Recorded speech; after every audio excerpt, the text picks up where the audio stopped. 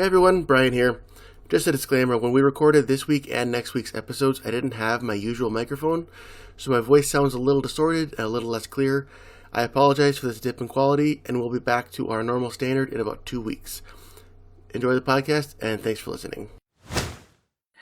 All right, Brian, I got an idea for a great new podcast. You take one of the hosts of Movies on a Monday, and then you take the president of the Muppets fan club, and you have them talk about, get this, TV shows. What do you think?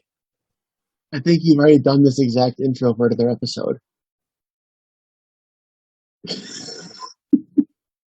No, that doesn't count. People don't pay close enough attention to us to know our intros. Well, it reminded me because almost the exact same intonation, and it was the same premise of the joke. Well, fine. I don't like that idea anyway. I think that's a stupid podcast. We won't do it. You're welcome.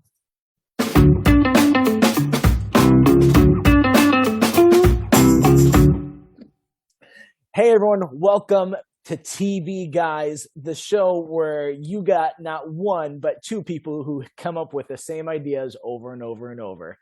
I'm Matt. I'm Brian. And today we have got a great idea for a podcast that apparently is ruined by my lack of creativity on other fronts, where we are going to take two characters from different TV shows, put them together, and craft a brand new TV show around them. That sounds like a fun premise, right? I think he's good. I think he's one of those where it could be a dumb premise, but I think at least I have some really good ones that I can imagine. I want to make TV series happen now. Me too. I also wanted to. Okay, so this is gonna be weird. I had been wanting to talk about this, and I don't know why it had gone past my radar, but it is a little bit of movie or TV news. So over the last 6 months, a lot of tech companies have just had their stock be in free fall, but none worse probably than Netflix, who in the last half of a year, their stock price has gone from $800 or $700 a share down to $200 a share in 6 months. And I read an article recently about how these people who work for Netflix are panicking because part of their employee salary is stock options that are now not worthless, worth at least 200 still, but have devalued greatly. And so I just wanted to bring it up because are we seeing Netflix become the new Blockbuster? Possibly. I mean, it was a game changer when they were the only streaming service in the game, which just a couple of years ago, I mean, Disney Plus was the major one. I mean, there was, Amazon Prime was around, but there was Disney Plus and then Paramount Plus and HBO Max and all of their content split. Yeah. And, it's not the juggernaut that it was. A few years, maybe 5 years ago or so, I believe they paid $100 million to keep Friends for the year. And then they just lost it the next year anyways to HBO Max. Yeah, something like that. And that's what's crazy about Netflix is that Netflix, because they changed the game, but they didn't adapt fast enough, they created their own worst competition.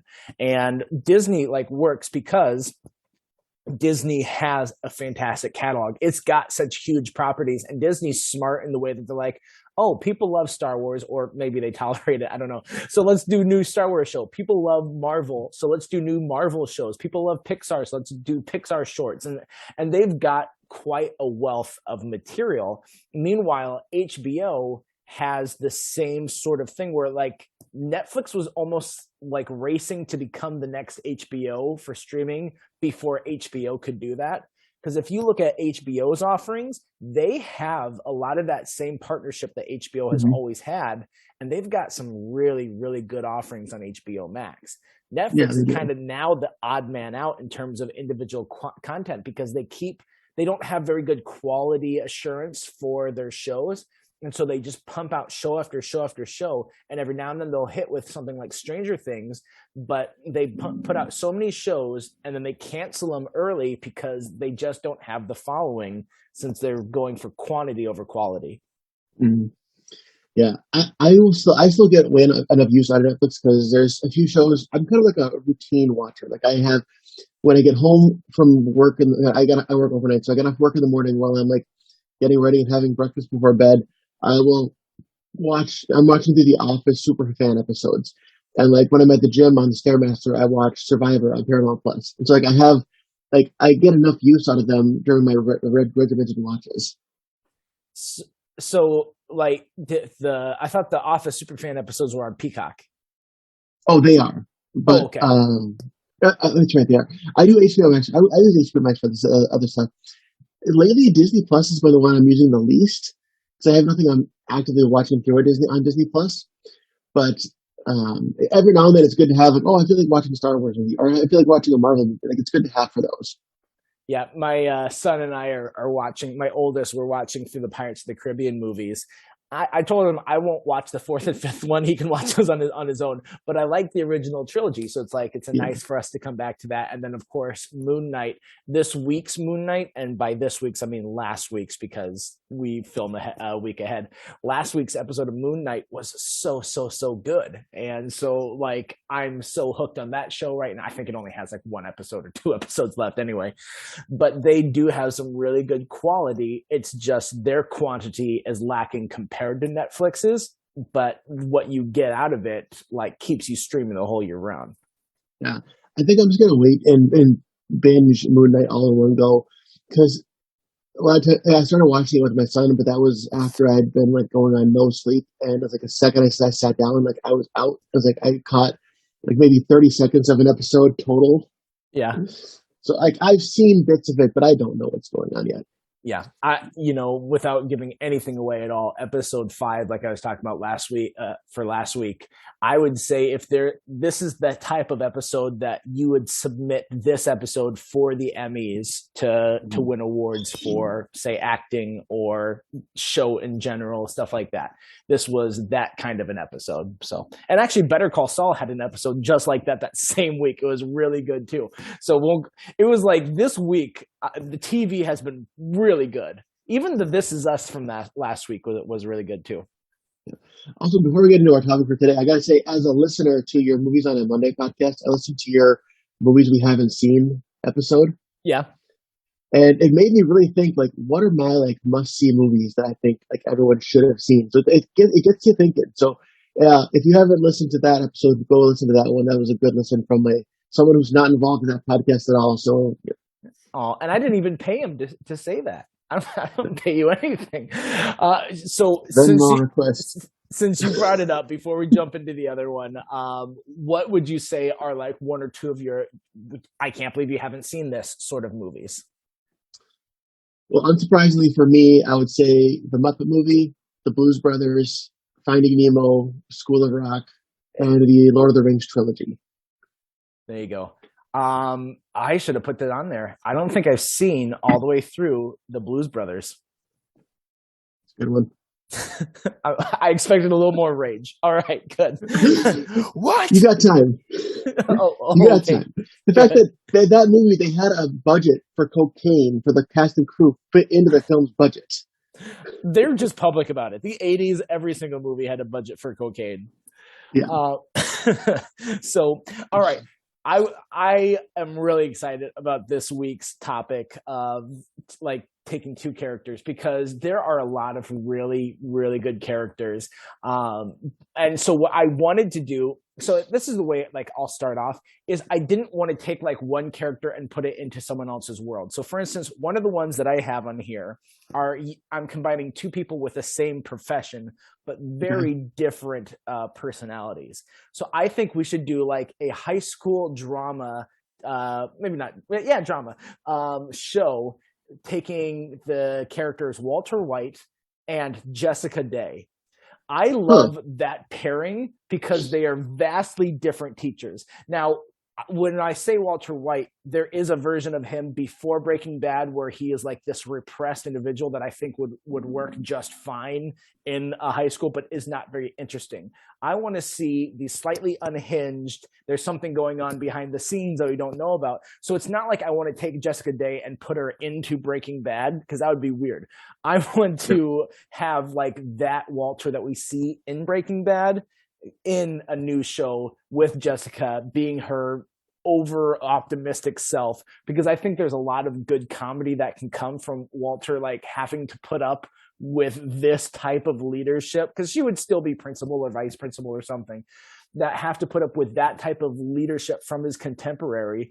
Because we even got some of the comedy of that in Breaking Bad when it's like the whole school was dealing with the plane crash that happened and they were doing like that assembly for everyone, like how to process their feelings, and Walter just starts talking and it's like so almost painfully awkward of like how he's processing through this tragedy that happened, and it's even a little comedic. So I think we would get a lot of good comedy out of like his exasperation and how he would handle her policy and demeanor. I only think that it's too different. Like I know how this would go. Jess would see that there's something going on with Walt, and she would be relentlessly trying to be there for him to cheer him up. And then she would eventually, either she would find out more information, or powers that be would get too nervous about her, and then she would end up dead at the hands of Walter or Gus Fring or someone. Like that's what would happen. Yeah, see that I feel like that would happen if you threw it into Breaking Bad, but if you took Walter away from all of those other connections, that it's almost Okay. like, you know, like let's say that that Breaking Bad ended a different way. That instead he got away before he got too far into it, but he did have enemies, so maybe he's a little paranoid, but also he knows what he's capable of doing. Like that sort of character of Walter. So whether he starts doing that again or not, I think it's just like his personality more than the plot that's happening around him, if that makes sense. Yeah, that makes sense. I actually also had Just Stay in a very different pairing. I want to find it. This one I would call Paul Rizal's Nightmare. Oh no. Just Day and Andy Bernard. I expected a Muppets reference. Actually, I do not have any Muppets references. And okay, I mentioned the Muppet movie as part of my list of movies, but other than that, Matt, you brought up Muppets this time. I did. But no, And let's be honest, Jessica Day is a real life Muppet. Like that's kind and of so is Ed Helms. yes. Okay, but think about Andy and Jess have such compatible energy. Like I think they would be the couple that they wouldn't actually work as a romantic couple, but everyone would think they would work as a romantic couple because like they both have that quirky energy. I'm talking about maybe like seasons 4 through 7, Andy, Yes, not final season where they butcher his character. and not season 3 where he's like is such like a suck up and trying to like take down Dwight. Like that was kind of a weird intro, but the middle Andy with Jess. Like, you know how many times they would break into song and annoy like the crap out of Nick or Stanley? Yes, I absolutely.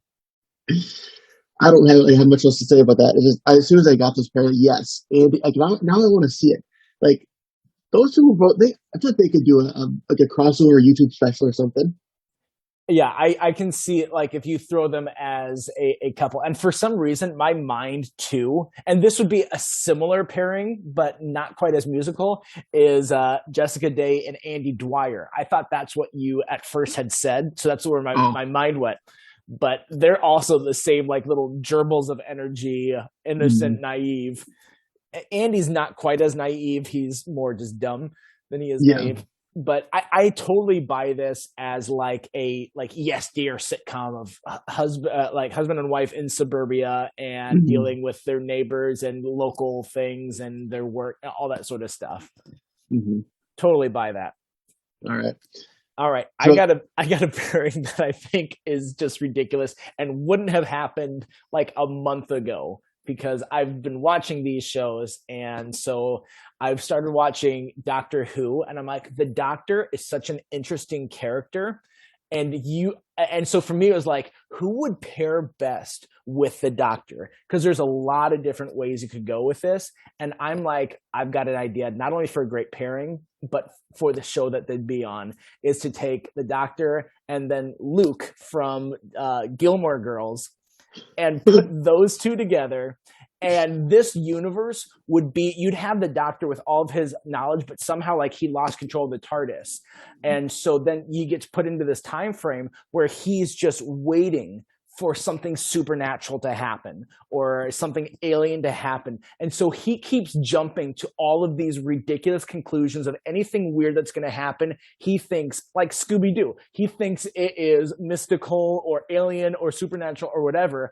And Luca's just like the down-to-earth blue collar, like, no, this is the logical, that's stupid what you're thinking it is. It's probably something just like this. And so, you know, you've had these sort of dynamics before in shows like the X-Files, where you've got like the one character like Mulder who really believes anything, and then Scully who's like the cynic.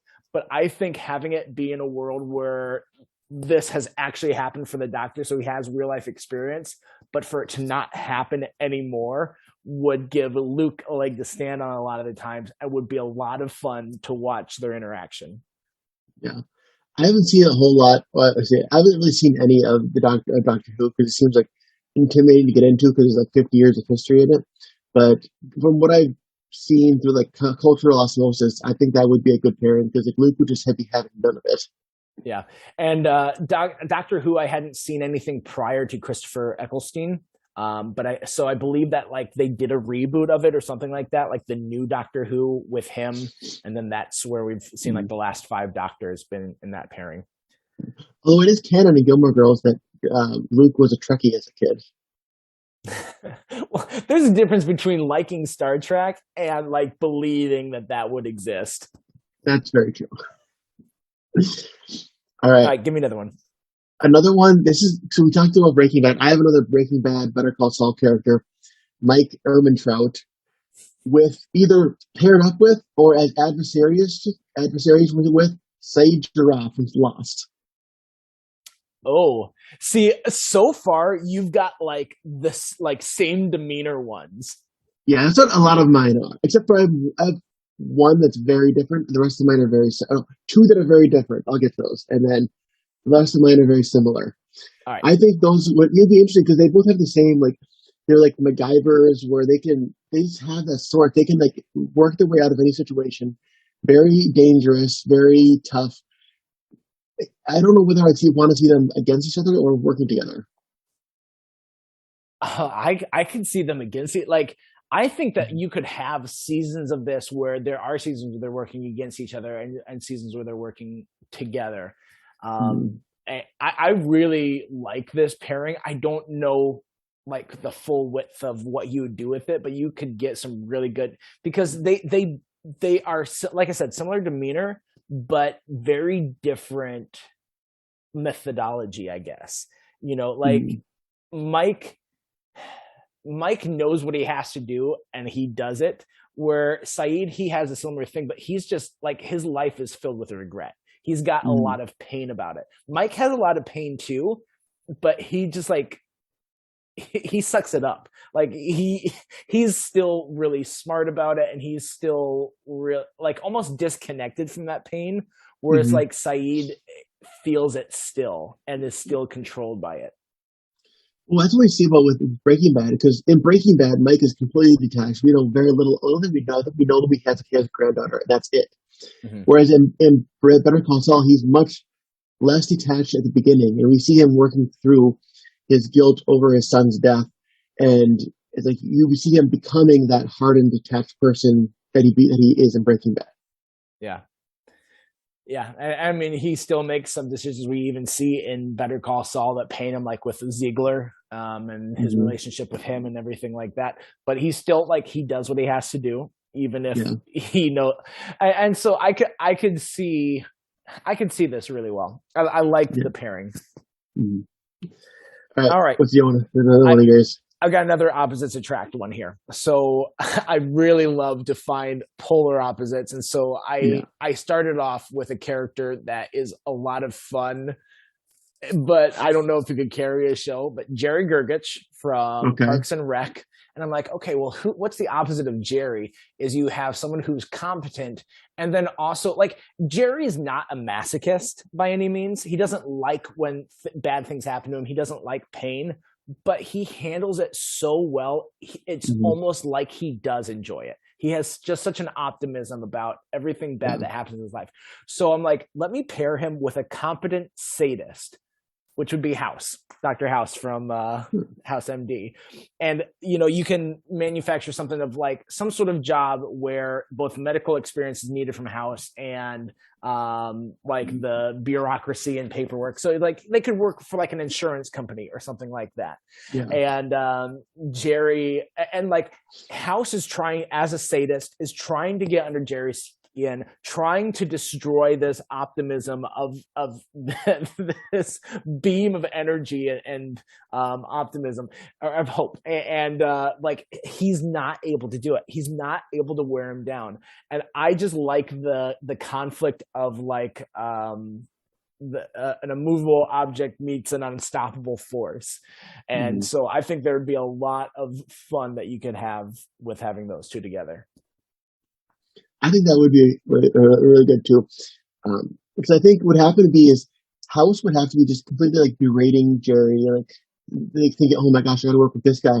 And then Jerry's got to, at some point, because Jerry can be competent when no one's looking at him. And all of a sudden you got to realize, oh wait, this guy like filed like a week's worth of paperwork in 2 days. Like this guy actually has some value. And then Jerry's got to like cut the tension by farting or something.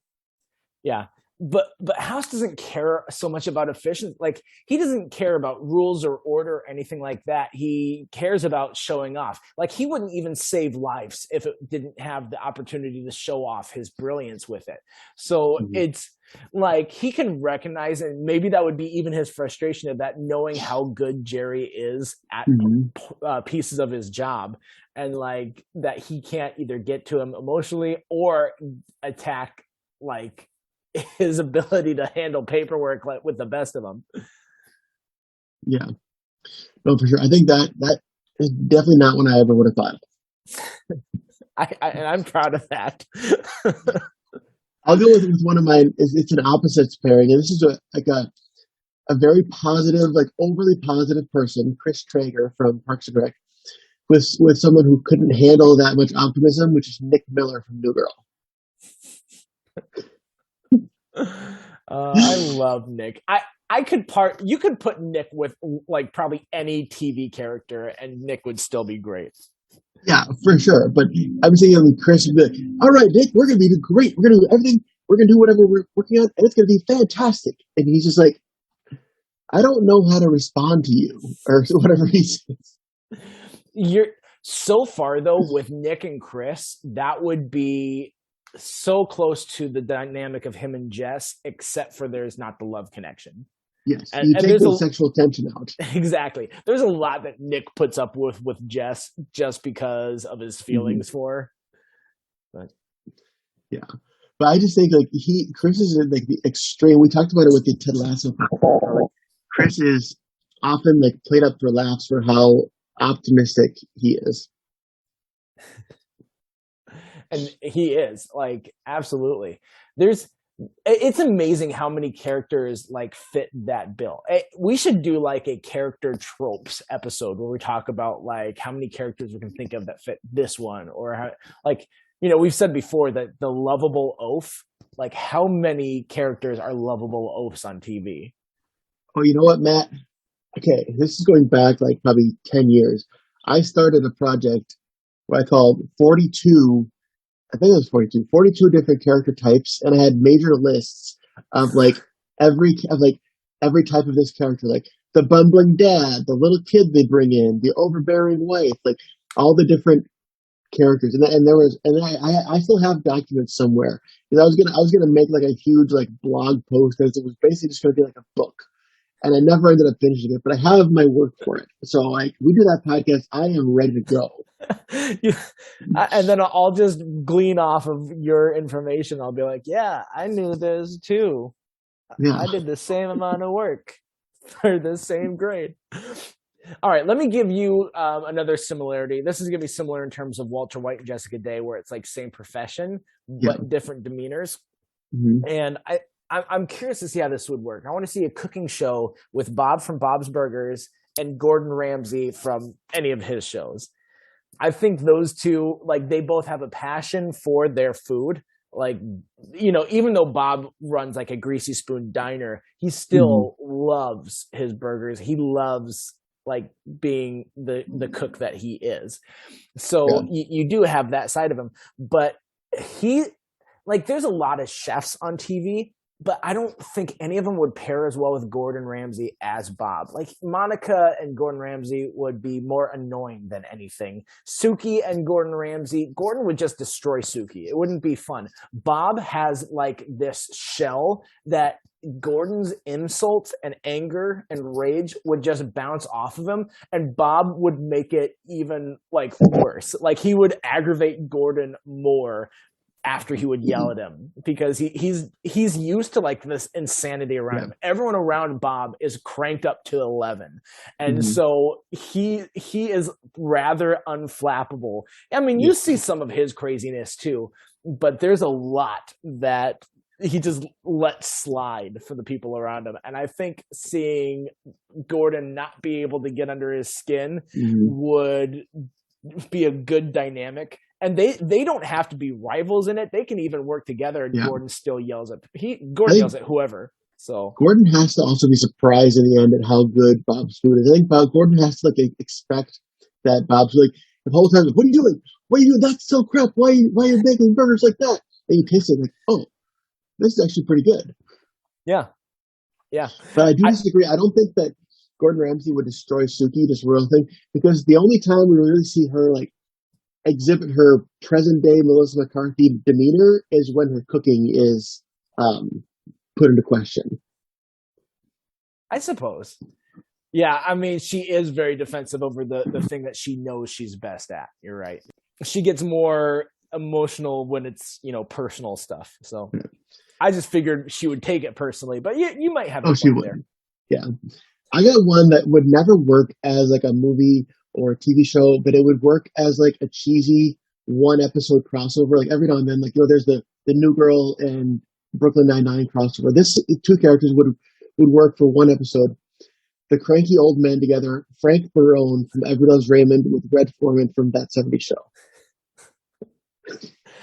Gosh, there's something about cranky old men together, avoiding the Muppets reference.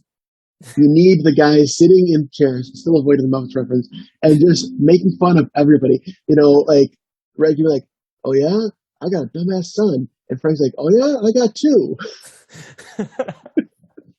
That would be a great turn. I love both those characters. I was finally able. I've wanted to watch some Everybody Loves Raymond for a while, and we were finally watched some the other night online on one of these platformers on YouTube TV. That's what it was. And I was like, I miss this. The writing of Everybody Loves Raymond was just so great. Mm-hmm. And Everybody Loves Raymond did do a bunch of crossovers with King of Queens. Yeah. Over the course, every main character from Raymond has been in at least one episode of King of Queens as their Raymond characters, and those two shows fit really well together. Yeah. Yeah, you're right. I think you're absolutely right in everything that you're saying here. I think that is not the premise for a whole series, but definitely for shows. Yeah. So, man, I'd say two more. How many you got? All right, I think I've got one more. So then you can take your two at the end. So I've got two characters that are both from comedies. But I think if you put these guys in a drama, it would be like a super serious tone. I think it would still be really funny just because of their dynamics. And I would be really interested to see these two in like because like there's something to be said about like the Leslie Nielsen type of deadpan humor. Yeah. And I think we put Dwight Schrute and Scully from Brooklyn Nine-Nine together, and they could even be in like a police procedural. I know Dwight's not a policeman, he likes to think he is, but I think you put him in like a Law and Order type show, and make it deadly serious, I think you would still have a really funny show. It would be such an odd tone, and even to the point that I think there could be like that same level of like cringe humor that you sometimes get in Office or Brooklyn Nine-Nine. I think you could still get that, especially with a dramatic showing. I really would be interested to see these guys who kind of would suck at this level of police work and be really bad at this and also not work super great together. I think I would love to see how they would handle actual real crimes. I think there's something there. I don't know if that would work as a full show though. I think there's not enough of like a straight man to carry the show. I feel like that if it's too unhinged, then it just, I don't know. I think it would work as like an episode of either The Office or Brooklyn Nine-Nine, where like those two go on a side mission for an episode or two or have an arc. But I don't know if those two are strong enough to carry a show. It's hard because it's kind of like an avant-garde type idea. Because again, like there's a tone that you usually know what to expect when you're watching a show. And even like shows like Breaking Bad or Better Call Saul that are very heavy and drama focused, there are still comedic parts in it. But for this, you wouldn't have the tone to fall back on you because the tone would be misleading. The characters are comedic characters. They won't have any jokes that you write to the characters, but the characters being what they are humorous in general. And it would just be an odd, it would just be quirky and weird. And I feel like there would be a strength to it. I don't know. I'd have to see it, and you know what? If they made that show, I would absolutely watch it and podcast about it. But I would be like, "This is terrible. Whose idea was this?" It would be fun to watch. I'm not going to pretend I wouldn't enjoy it. All right, give me your last two pairings. So both of mine, going on yours, also have a Brooklyn Nine-Nine cast member. One of them is another similarity one. Rosa Diaz with Ron Swanson. Both no nonsense. Both don't need to have conversations. I feel like they would work very well together with the mutual respect. Yeah. What would they be doing? They could solve. You know what? I think it would work best to have Ron come in at the end of Brooklyn Nine-Nine after Rosa has left the force and is doing her own private investigating, and Ron could be working for her like as an administrator or like as like a business partner kind of deal, because Ron is all about getting off of government jobs and going into the private sector, which is exactly what Rosa did. So I think that would be perfect. They would both have that same perspective. We both work for the government. Now we're both in private, because Ron also did that too at the end of Parks and Rec. He left the government and worked for his building company. So they just have very similar worldviews, similar mindsets, similar paths that they took. Okay, I can see it. that was terrible commentary on what you were saying. I apologize. No, it's okay. I'm making this up as I go, so I didn't prep you ahead of time, so you can make up some comments about Ron and Rosa. I think it's better when we surprise each other with our picks. Yes, I do too. My last one, I think, would have to be, you know what? It could be either one. Both of these characters are like leads of their organization, and I think they would have to be working together to run either the precinct. So I'm thinking of a Captain Holt from Brooklyn Nine-Nine with Dean Pelton from Community, either running Greendale Community College or running the 99th precinct together. What a weird. Here we go. Here's something to take them both out of their worlds, put them on equal ground.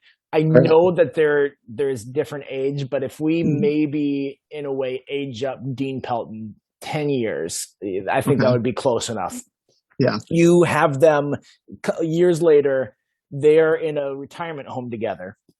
and they are both like in charge of like different clubs within the retirement home, and they have different ideas of how everyone there can function well enough, because this is all that their time now is going to be able to be devoted to. They don't have their family's not around. Holt doesn't have Kevin anymore. Something happened to him. And so they have the full weight of what they're used to and how they lead, and them trying to create like things at the like clubs and fun activities sort of things for a nursing home area. I think would be a lot of fun. I don't know why they're not that old yet, but I don't know why I'm throwing them there. But I think that would be really fun to see them like, this is all that I've got left, and having very different methods of leadership, and maybe even have to come together in the same club to do something together. I don't know. I think it has to be they both think that the other person is ruining it, and that they're going to ruin it for the residents of the nursing home. I think it has to be end up being they both see from the residents that they like both what Captain Holt and what Dean Pelton are doing. Like, or the residents hate both of what they're doing. Sometimes all you need is a common enemy, like hating a lunch lady. Yes, just like that. I don't know. I think that could be fun. I like the pairing. I think, that's to me is what works best about these sorts of things, is you find characters that are completely different. I think there is weight to having characters be similar and similar demeanor, but I think having just very like 180 of characters is what makes good TV. And so when you're writing these characters, you want to have people that are foils and that balance, even if they're not the villain of this show, but that you have, like, you just look at all the characters in Parks and Rec. Every single male series regular is a different version of being a man. You know, you've got the metrosexual, you've got the hardcore, like, stoic, you've got the kind soul, you've got the idiot. And that's shown in very well in my favorite episode, the Bachelor Party episode, because you get to see every person's individual version of a bachelor party. Yeah, absolutely. Yeah, you're 100% right. So we got to find some excuse to podcast about that episode. Just talking out loud. Best Bachelor Party episodes featuring the Indianapolis Cowboys. Why did I say it? The Indianapolis Colts? I know football. I promise. And I definitely noticed that for sure. Man, I'm in Detroit, guys. I'm sorry. I'm in Detroit right now. And so there's just this air of suck around me because the Lions play here. So it's just bringing everything down. I'm sorry. It's also where they film Hardcore Pawn. Yeah, that too. I drove by 8 Mile on the way here, and I'm like, Eminem, my boy. And then I gave him a thumbs up because I'm white, and that's all that I know to do with my hands. No. Hey! Once again, you don't know how to talk. We ran out of commentary. All right. So let's jump into trivia then. I think that is it for what we've had. So last week's trivia was about the show Ted Lasso, brought to us by our special guest Paul. Brian, did you have that trivia up? Let me pull it up. You see, Paul was organized and texted it to us when he was actually on with us, so that way we wouldn't forget. All right, I got it. So it says that during the podcast, Paul had mentioned that Jesse Marsch is the only American manager in the Premier League, but I guess he's actually the second ever. So who was the first American to manage in the Premier League? And the answer was Bob Bradley. It was not, in fact, Ted Lasso, like I guessed. Mainly because Ted Lasso doesn't actually exist. So, lost points there. Do you believe in Ted Lasso? No, I prefer that Ted Lasso believe in himself. Yeah. But Ted Lasso still believes in you, even though he doesn't exist. That's true. It's a true statement right there. All right. For this episode, we talked about, the whole thing was talking about crossovers, but we also talked about some actual TV shows that had crossover at different points. And so the crossover has been around for a while. Do you know what was the first TV show to have a crossover? Or the first two shows, because obviously you have to have two shows to do a crossover between the two. So if you know either one of the shows, you let us know. If you don't know either of the shows, look it up and then text us and be like, "Oh, it's this one," and we'll act and think that you knew it all along. So I know, but that's because Matt just told me, but I will have cut that out so listeners would have heard that. we cheat. All right. Well, hey, this was a great episode. Glad that you joined us for it. Glad that we had some good ideas. Next week, we are talking about some of our best adapted shows. So those are shows that are not original source material, but adapted off of another source. So I know for me, I've got some shows that we haven't even mentioned on this show, on this podcast, except for maybe like one or two times. So I have one that I don't think we have even said, even in passing, the title of the show. Yeah. So make sure you listen for that. Oh, I've actually got a lot of them now that I'm thinking about it. All right. Well, we'll get to there. I only have a few. Okay, good. We'll get to there next week. But until then, I'm Matt. I'm Brian. And we'll remind you to stay tuned and keep watching.